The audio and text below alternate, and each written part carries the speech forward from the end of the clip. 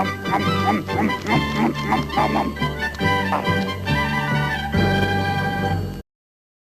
I've been sat here thinking about quitting YouTube. The title's not clickbait. I'm literally thinking I want to quit fucking YouTube. And a lot of you will have noticed changes on my channel recently, changing the name from Joe V.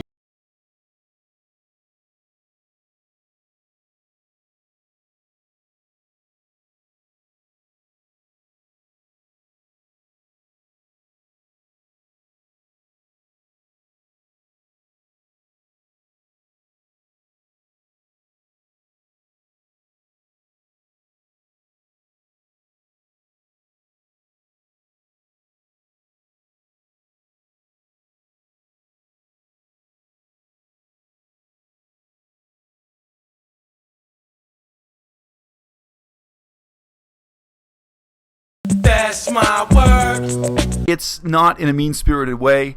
That I'd like to just say on the record that in large part, Joe Vegan's analysis of his own situation as he makes his swan song exit from the digital demimonde of aspiring vegan activists here on YouTube, his analysis of his situation is remarkably similar to what my analysis of his situation was a few weeks ago, or even a few months ago.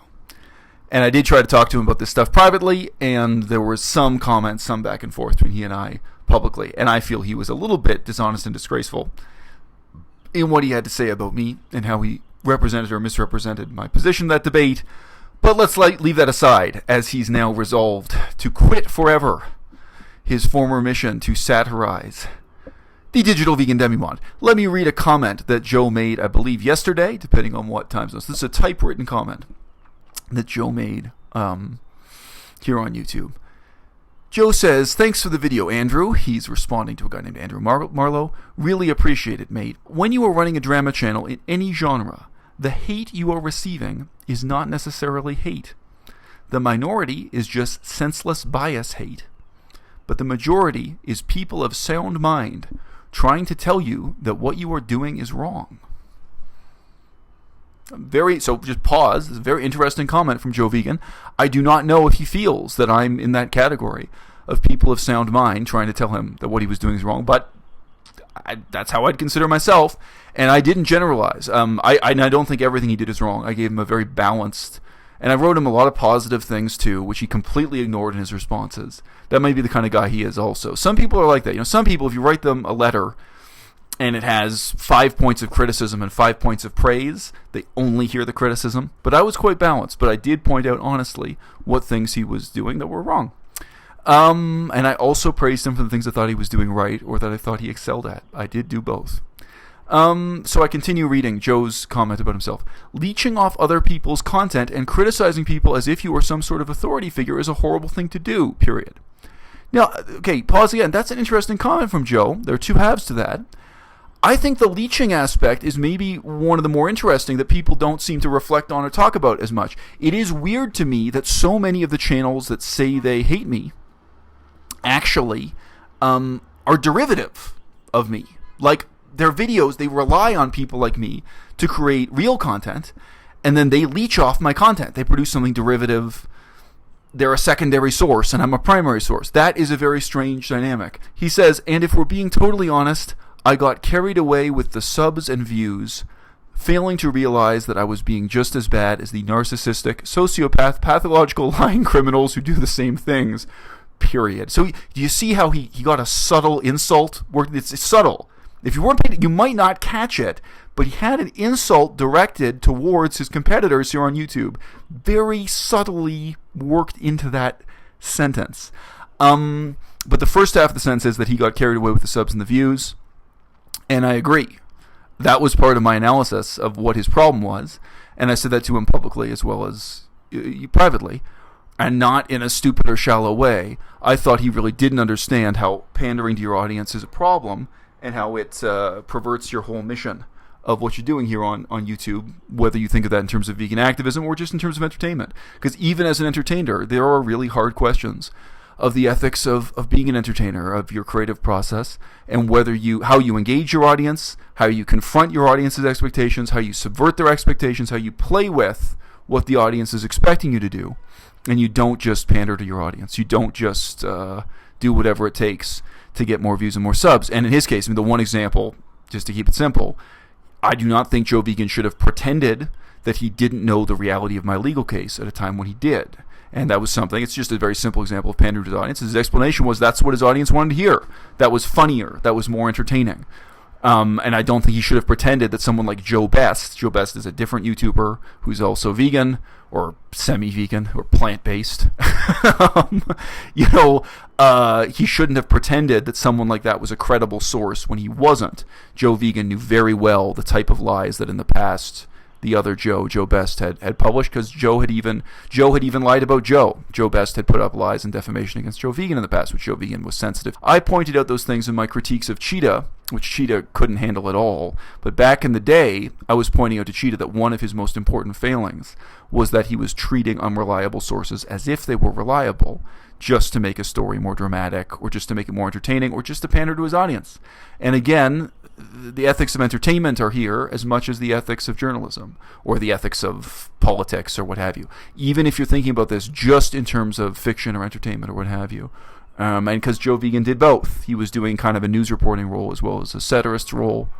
You got to think about these things. You got to take them seriously. But anyway, I'm going to build something amazing in the real world. Cheers, bud, is how Joe Vegan closes that. Maybe you are, Joe. But one of the really productive things I wanted to do with you was engage you in a discussion about the practicalities of how you were going to operate your, animal sanctuary. I want to talk about the economics as well as the ethics with you. And I wanted to have you on my channel do that to promote you to my small audience. But my audience is quite serious. They really care about that stuff. They're really interested. That conversation would have reached a few thousand of really the right people. And I don't know, Joe. I do not have any faith whatsoever that you're going to own and operate an animal sanctuary. And I don't have the impression at all that you've even thought through, let alone done a feasibility study and really sketched out and dealt with the complexities and difficulties you'd be facing in doing that. And I think even if you get started in that, I say this with all due sympathy, I think you're going to face a fork in the road at one point where you have to choose between doing what's right for your wife and child and doing what's right for that dream you had of running an animal sanctuary in Portugal. Well, it's a dream. But I think when you have to choose between devoting your time and effort to your wife and kid and devoting your time and effort to that dream, wife and kid are going to take priority every time. And believe me, I can sympathize. Believe me, I can relate. Because those are the kinds of decisions I have to make too. And that's one of the reasons why I'm currently living in China and learning Chinese, and I'm not living in Saskatchewan working on Cree and Ojibwe. I'm not working on other things that might matter to me more, that might contribute to my own career more, as well as my own personal interests. Because I still have obligations to my ex-wife and to my daughter growing up in Europe. So whatever, man. My heart goes out to you, Joe. But your exit from YouTube, the one thing I can say is I hope this isn't another fake retirement, because we've had a lot of that lately. We've had Henya, we've had many others saying dramatically that they were going to leave YouTube. Henya said that she felt her life was in danger.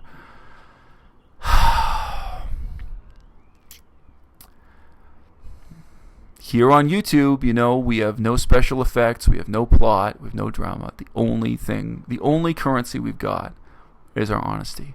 So let's keep it real. If you're going to quit YouTube, okay, I sympathize. It's a real story.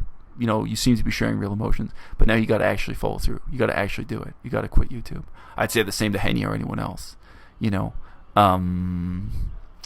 Otherwise we get into again these kind of really phony, dramatic things that ultimately just drag the name of veganism through the mud and make this whole medium into a joke. I myself, mention all the time, I don't have a lot to give, but what I do have to give is to, come on YouTube and share some of my real life experience, some of my perspectives, some of my opinions with a small number of people who want to hear it. And that's the realest thing in the game. I'd be happy still to this day to have you on my channel to talk about running that animal sanctuary, talk about your dreams under that heading. As I said recently, I still got love for you. But I think you just figured out, a few months too late, what I figured out a few months ago, and what I was really trying to constructively discuss with you and tell you about what you were doing wrong, including, how it was harming me, how it hurt me. I had the honesty to do that with you. and when it mattered, you simply didn't want to hear it. Because you get views, and you get money on YouTube for the first time for someone like me on YouTube, you know? You get subscribers, you get a lot of them. But that isn't in alignment with who I am. I'm gonna take some time, because I think our community has been destroyed. It isn't right.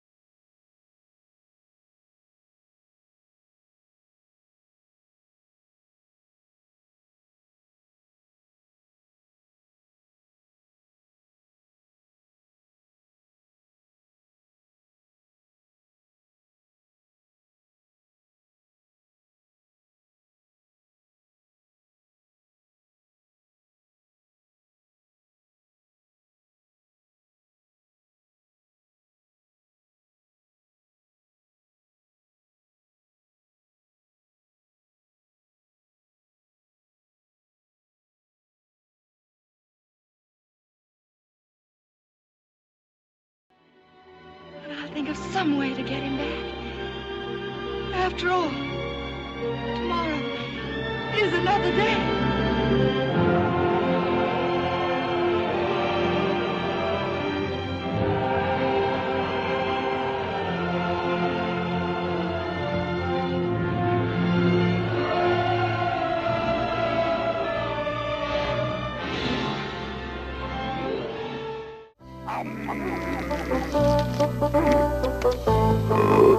Excuse me. No cookies, cookies.